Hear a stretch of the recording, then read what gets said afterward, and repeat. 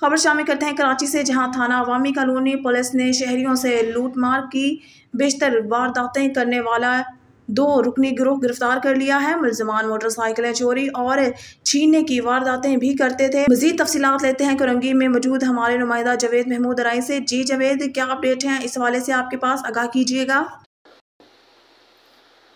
जी बिल्कुल, थाना अवामी colony SHO inspector Jamal लगारी ने पुलिस पार्टी के हमरा इंटेलिजेंस इतला पर कार्रवाई के दौरान 2 रुकनी गिरोह को गिरफ्तार किया है। गिरफ्तार मुलजिमान के कब्जे से असला, 4 छीनी हुई मोटरसाइकिलें और मोटरसाइकिलों के पार्ट्स भी बरामद किए हैं।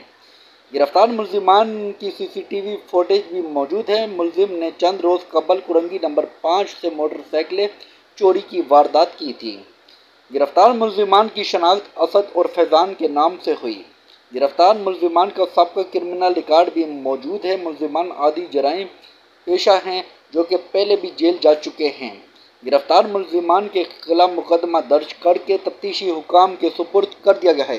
Report Javed Mahmood Arai, city reporter Karachi, on news HD TV Karachi.